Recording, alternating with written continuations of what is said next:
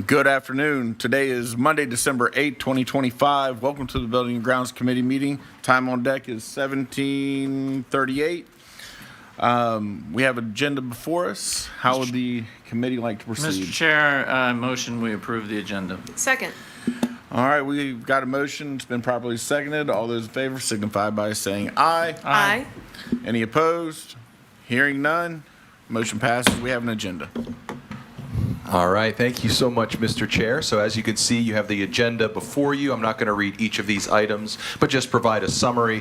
We have our running items that we're going to provide you guys updates with our CAP and CIP projects. We also conducted a SWOT analysis. So we had Mr. Canton take a look at our current operational procedures in regards to facilities, and he has identified some areas of strength, some areas of weakness, opportunities and threats, and then also some recommendations. So we're very excited to see that plan come to fruition. And then we have a series of contract awards, with the biggest one being Jordan Springs. And then also we have our new task order architect that we're presenting to you guys this evening, which we're recommending to go to the full board for approval. So with that, Mr. Chair, I'm going to hand it over to Mr. Thompson and his team. Thank you, sir. Thank you, Chair and Dr. Hummer. We have a packed agenda this evening, and we'll work through this accordingly. Mr. Caton, you want to come on up and start? And would you like the clicker? Yes. That might be helpful. Thank you.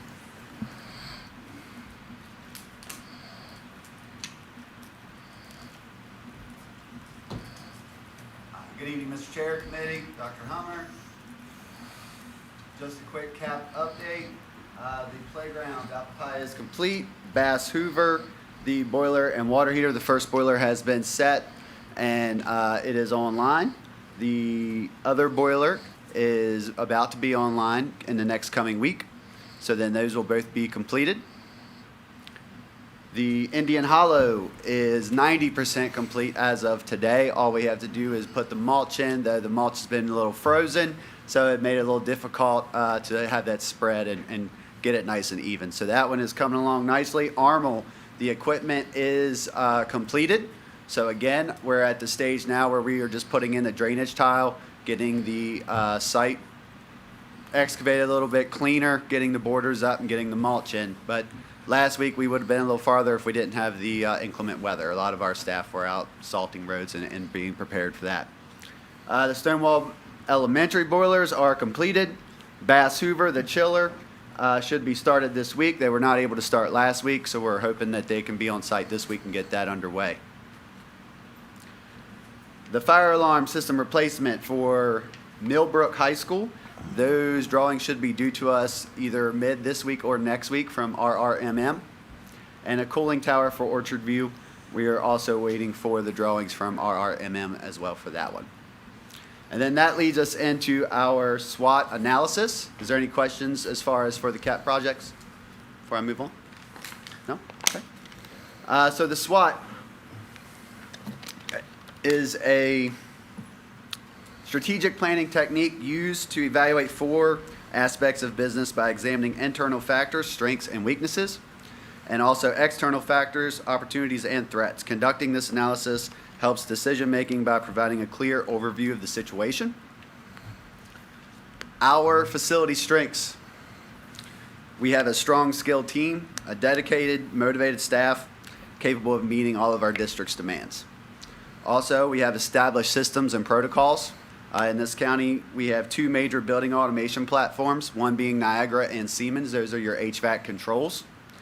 Coming from my previous stops, we had 10 of those. So having 2 and being able to really control the county as far as 2 platforms is a huge asset to this district. Also, a district-wide uniform keying system that significantly enhances safety and security. In my previous stop, each building had a key. I had to walk around with 42 keys.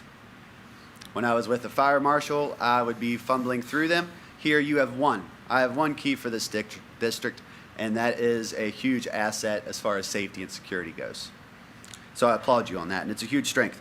Consistent mechanical systems and designs across facilities, improving staff familiarity and also service efficiency. Majority of our buildings all have a very similar structure and systems in place as far as your HVAC. A lot are water-cooled heat pumps. and water source heat pumps. So that gives our staff the ability where they're not going from one piece of a VRF piece of equipment to a cooling tower.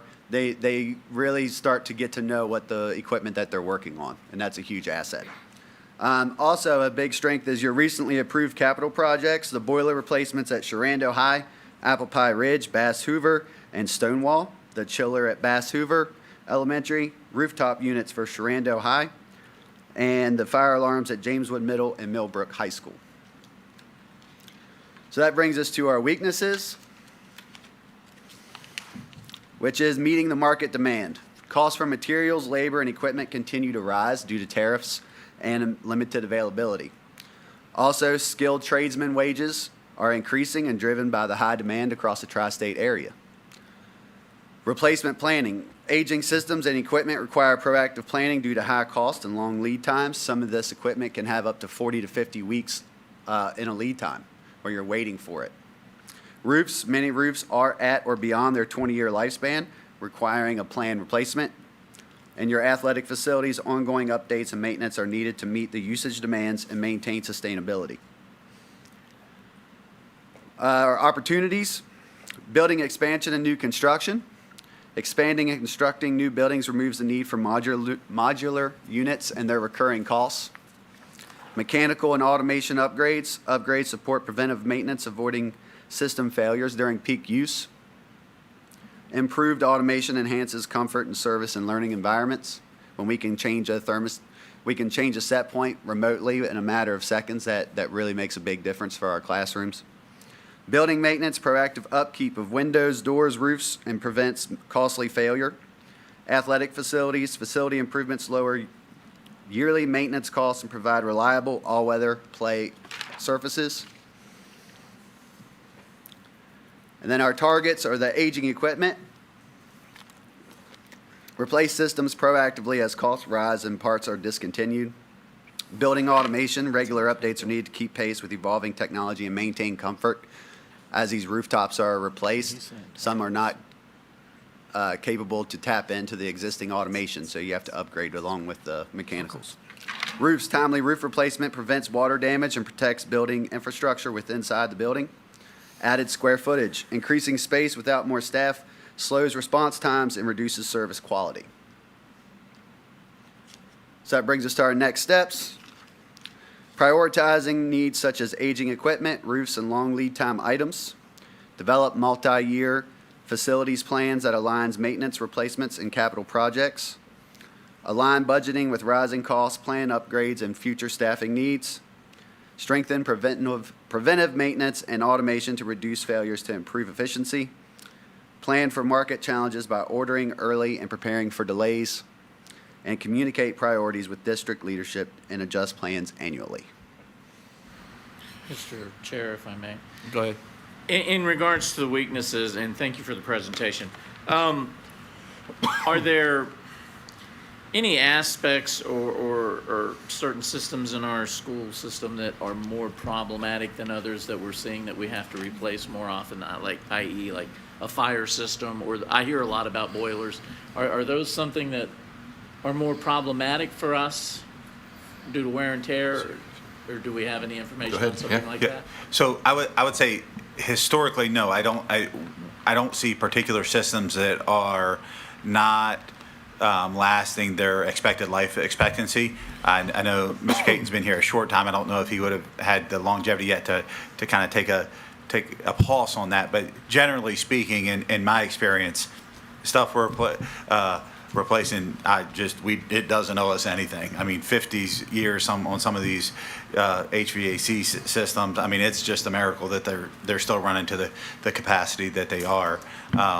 So I would share not something that we've seen that we are not getting good quality in terms of the equipment. So what we're paying for, the taxpayers getting due diligence out of the money that we're spending on. Absolutely. If anything, I would say we might be in a better position if we replaced it more often, because we're in a lot of times holding it together when it's very, very inefficient. Or I can speak to one particular unit, unless Mr. Caton's team has replaced it, which we had previously talked about. It wasn't it didn't make sense to, because we were replacing it towards the end of this year, or sorry, if they didn't repair it.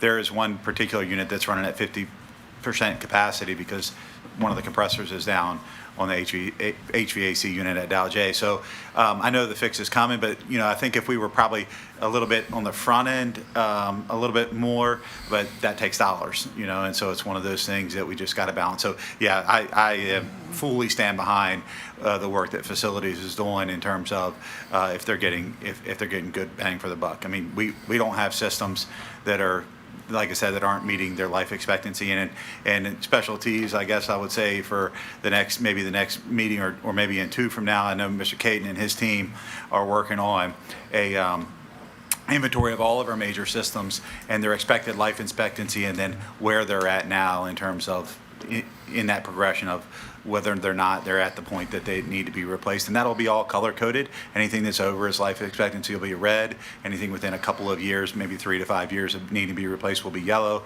Everything else will be green. So it'll be a very good visual that you'll have to be able to see. And when we get that accomplished, is that something we're going to share with the Board of Supervisors to give them Yes. a better understanding of what's going on? Yes. Absolutely. Fantastic. Absolutely. Yeah. And our plan with that is similar to, Dr. Hummer's leadership with staffing standards. Similar idea here is that we'll present it to you guys to pass an accepted standard in terms of how long we should have equipment before we replace it. And of course, that's all, just like the staffing standards is pending, the funding being available. But then we can just have the ability to plan and project what our costs will be year over year over year.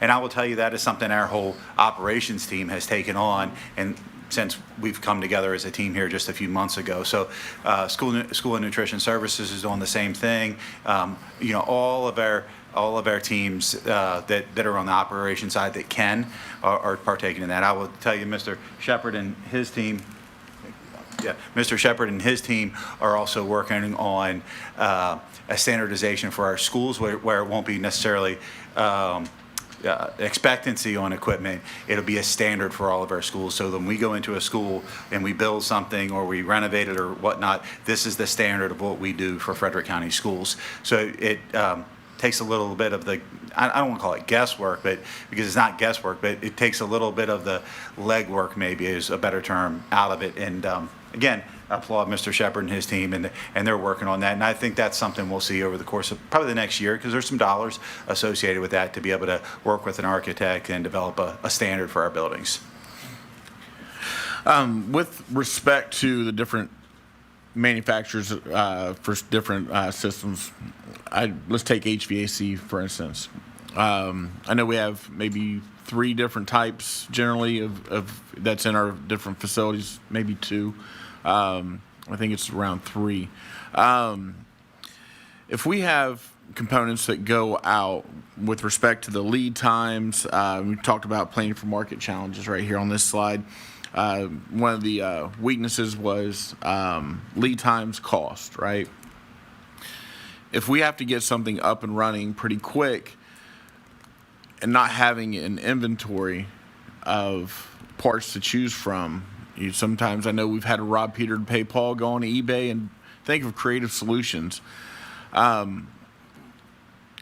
know this would be a challenge because you're asking for tax dollars for a problem that doesn't exist right at this moment. But is there some way we can get an inventory of something such as a compressor, that we know will eventually go out? But if we have like systems, can we find one of the compressors that would marry onto these different systems that could be cross-compatible? Yeah, so I would Just for let instance. Mr. Caton answer that question, but I do want to add initially, from my experience, I don't know that those are the areas that we typically have the issues with. It's probably the larger, like the entire units that we typically have had. 100%. That's what Rooftop I have units, said. chillers and stuff. Yeah. Of course, that's a huge lead time. Yeah, and so I think that's where we need to invest our dollars to make sure that we're not pushing our stuff over too long or too far over its life expectancy, because then we know, like, we're kind of shooting ourselves in the foot in that case. We're going to create a problem. What I would share is there is some work that we're doing, and again, I want to applaud Mr. Shepard and his team in working with VLK and the design team to try to be more strategic. Not that they've not been before, or any of those teams have not been before, but they're asking the right questions. So, like, for example, one of the things that they're looking at right now with the Fourth High School is with, like, the force main that you've probably heard about in terms of the sewage handling. We're looking together with the VLK and the design team to see if we can match that pump to be interchangeable with the pump at Ayler. And so then our request has been that then we take a pump and we put that on a shelf. And so really we have triple redundancy at that point, because those, and Mr. Shepherd, please chime in if I speak wrong on this, but there's already 2 pumps in those, right? And so then you have a fails, you have one, you got to back up that it can fail, but then we already have another one on the shelf. So Yep. at that point, we're talking about digging a hole and putting a new pump in, as opposed to trying to acquire a new pump. And so if we have that interchangeability between Ayler and the new high school, now we only need one to be able to do that. And quite, I mean, this is a good conversation, because, you know, that does come at an expense, right? But sewage handling is something we have to be able to do. And I'm not saying there's not other options and other opportunities, but this would be one of those areas where we're intentional. The team is thinking about it ahead of the game, so that we don't get ourselves in a situation where we're having to work with Miss Anderson and her team on an emergency purchase. Exactly, and that's the kind of stuff that I know.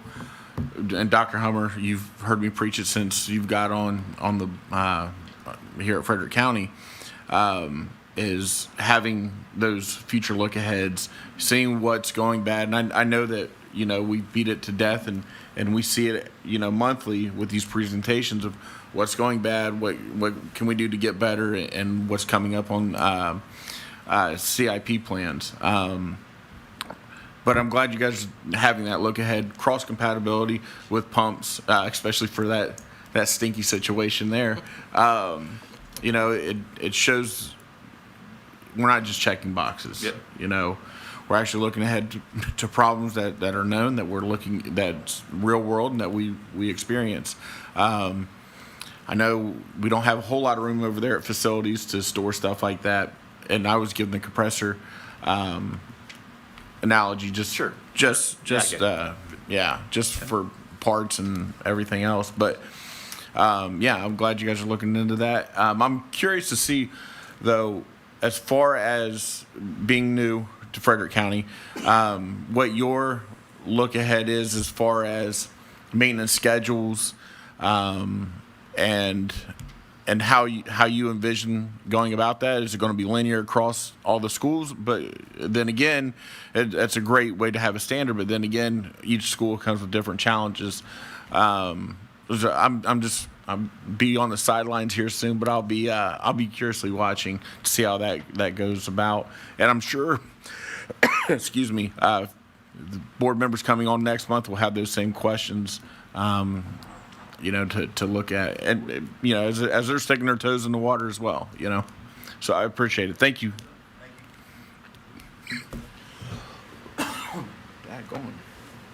If I could ever. Thank you, make Mr. it to one meeting Caden. without a Next call. up, we'll have Mr. Shepherd. He's going to share with us CIP project updates and some others. Okay, thank you, Mr. Thompson. Okay, thank you. Thank you, Mr. Thompson. Members of the committee, Mr. Chair. All right, so you'll see first we have our project board, our CIP project board. You'll see that it is getting smaller. That certainly does not mean that the work is decreasing. We have been able to tick off a number of items. However, those top 3 that you see there, Fourth High School, Middletown, and then Jordan Springs expansion. We'll go over those in a minute, but those are all getting very close to kickoff and go time there, which is going to be a heavy lift for this division in our department. So I will start with the James Wood High School booster pump, just a brief update there. We have had a number of recent meetings to include meeting with Frederick Water, RRMM, our task order architect who's doing the design, LPA, the mechanical engineer, and then Panoni, the civil engineer, to just continue the design process. We are still in design for that. As you'll recall, this came out of the last phases of the James Wood High School renovation and addition. we're continuing the design phase. It doesn't happen overnight, so those meetings are continuing to occur. Mr. Kenny has had a number of meetings. He's also been out in the field, looking at the potential sites for the the booster pump. We believe we've decided on a site for that, but RMM is diligently working on the design for that, and we are still staying on schedule with that. So. Okay, moving on to the Fourth High School update. You'll see this is the important dates and events that we put up at each meeting. We have met our target dates for each of those at this point. The most recent one was the site plan and building plan resubmission to the county. And again, just as a reminder, when that goes down to the county, it goes to a number of different county and state agencies for them to take a look at. Provide us with comments, and then all that information is taken back in by both our architects as well as our civil engineers, our mechanical engineers, to ensure that the building and the site are appropriately designed to meet standards.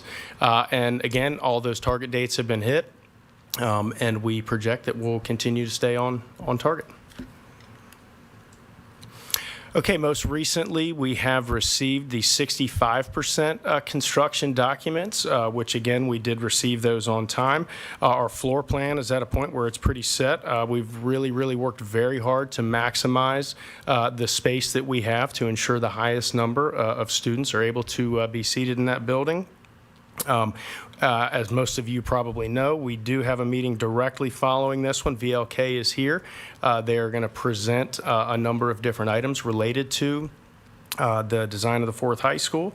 So hopefully you'll stay and get to dive a little bit more deeply into that with them.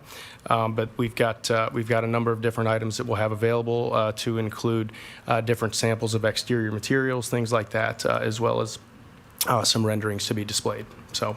That will be coming up next. Okay, Middletown Elementary School, our pre-qualification, just as a reminder, we are pre-qualifying these jobs. We did that for Jordan Springs, we're doing it for Middletown, and we'll also be doing it for the Fourth High School. The submittals were due on December 5th, so last Friday. We did receive a number of submittals, so we still have a process to go through to look at those pre-qualifications, but we feel good about the number that we did receive, and we are in the process of reviewing those. Question on that. Yes, sir. Will we be given the opportunity to go through those like we were for the Fourth High School? This is different. These are pre-qualifications from general contractors that have interest in that. So we have, but if it's the So it's still the same process. So you all will, you will see once we make the recommendation to you, but due to procurement law, there's only certain involvement that you guys have up until it comes to you for a recommendation. So we're going to follow the same exact process we did for the Fourth High School. Okay. Yeah. Yes, sir. And Ms. Anderson, please chime in. Yeah. good. If I can clarify, Mr. Chair. Dr. Harmer, I just want to clarify what you said. So with VLK, we were able to see VLK's proposal as well as the proposals of the others. I think that's what Yeah. Chairman Sturman is asking about. So will we She be put able it to much see? more eloquently than I Yes, did. yes. We'll be We're- able to see those for these two projects. Correct. The ones that are coming forward, Correct. correct, yes. Okay, that's all I wanted to say. Thank you. Did that answer your question appropriately? Okay, all right. We do remain on schedule to advertise for bid on January 7th of next year. So that is approaching very quickly. We currently have a pre-bid meeting tentatively scheduled for January 21st, so 2 weeks after the bids are due. And again, we are still looking at our target date of February 10th for the bid opening. So again, remaining on schedule for all of those target dates.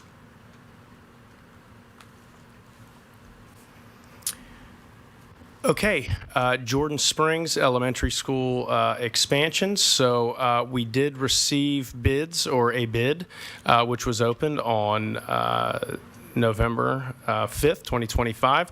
The bidding contractor was Nielsen Builders, Inc. They were the lowest responsible bidder. The bid amount is $12,093,429. Again, as we mentioned at the last meeting, we did not have any other bids, and we do have a motion to award the contract, which will be forthcoming here in just a minute. A motion to award to send it to the full board. Mr. Chair, if I may, so Mr. Sturdivant, to your question earlier, this one's going to be a little different because we only had one bidder, right? So if we had numerous bids, we would follow the same process we did for the fourth high school. We would share with you the recommendation, you would see the list, and then we would follow that process. Okay, that's why it's a little different for this one. Mr. Shepherd, if you don't mind, Chair. Go ahead. One thing I would also like to add is I just want to take another moment. I know I've said this a lot this evening, but it does need to be said. I want to applaud Mr. Shepherd and his team because this was a contract that they had to work very hard on for the community to get the dollars down to where it was affordable with the means that we had.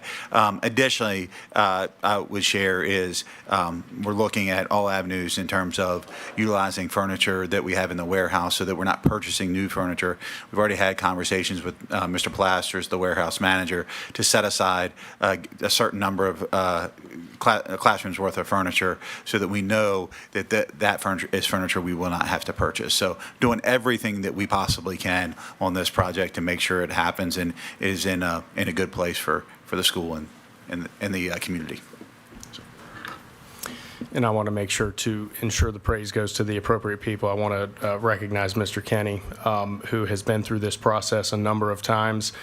He is a construction guru in my mind, and I think most others, and has been phenomenal to work with throughout this process. So I just want to make sure to throw that out there, that he's, I'll call him the brains behind a lot of that process. So.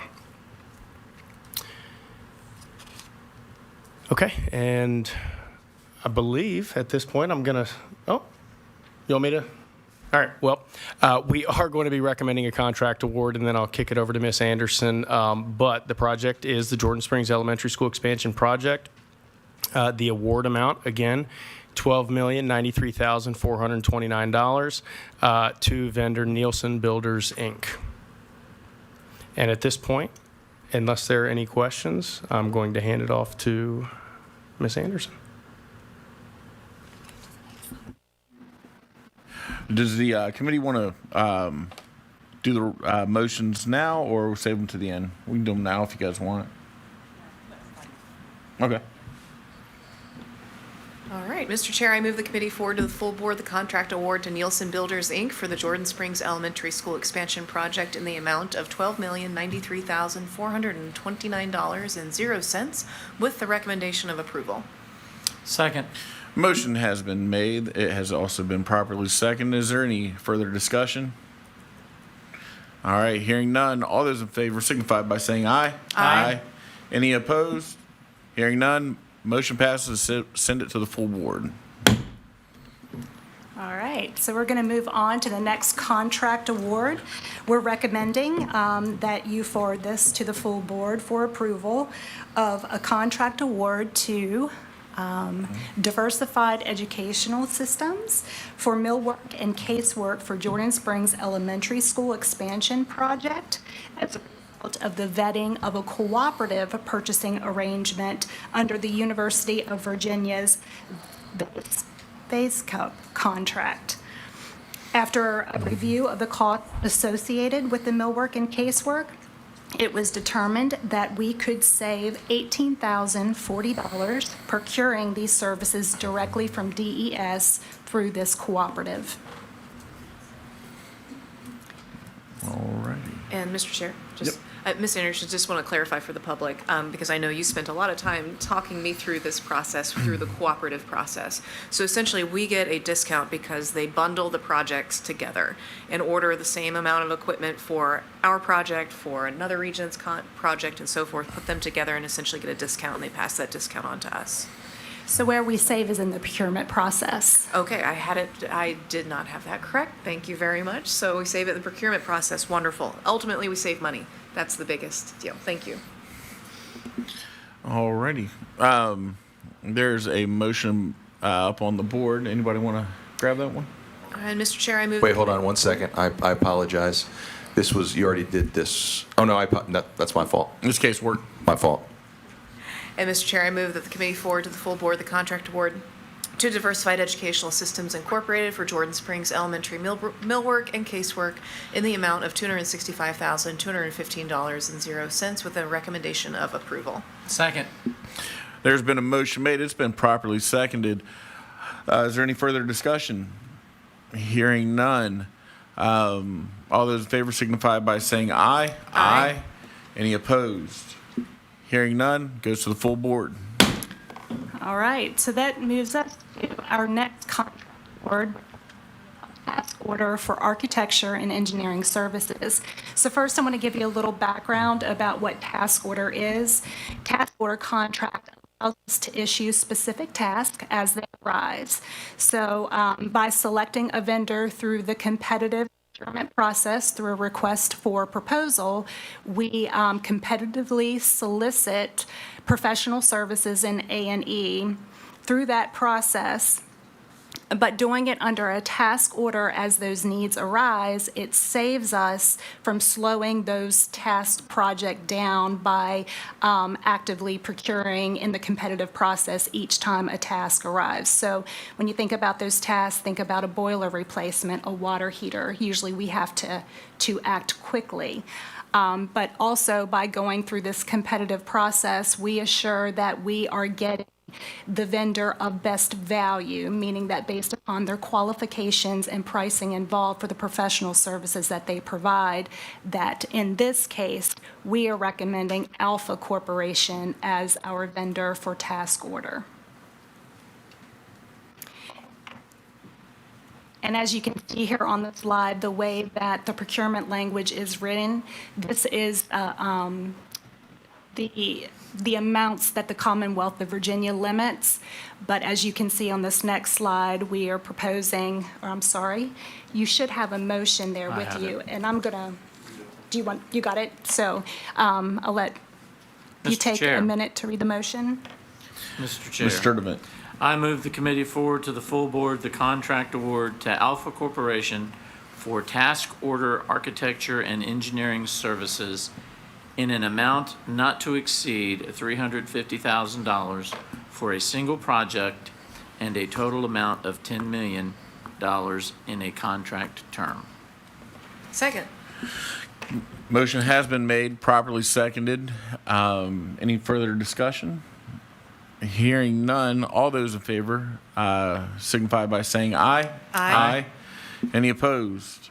Hearing none, motion passes, goes to the full board.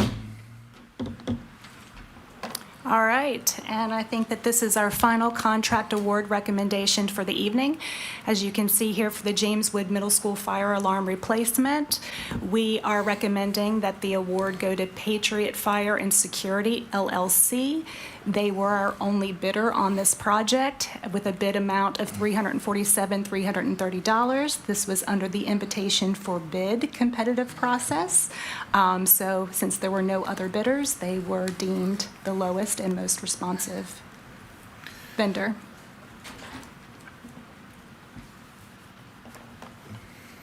So if there's no questions, here's a motion. And Mr. Chair, I move the committee forward to the full board the contract award to Patriot Fire and Security LLC for the James Wood Middle School fire alarm replacement in the amount of $347,330 with a recommendation of approval. Second. There's been a motion made, it's been properly seconded. Any discussion? I've got a few words. All right, just for the public's knowledge, yes, this fire alarm system is coming in a little bit higher than what we usually see. That being said, it is a life safety item, and I don't want to leave students unprotected. So this is something that we need to move quickly on. We got it brought before us pretty quick. Students have been okay over there at James Wood Middle since we found the issue that they were having. but this is something that need to be replaced anyway. Being that this was an only bidder, this is who we've got to go with. So if there's anybody out there, please bid on our projects. Other than that, that's all I've got. So the motion's been made, probably seconded. We've done the discussion. All those in favor signify by saying aye. Aye. Aye. Any opposed? Hearing none, sends it to the full board.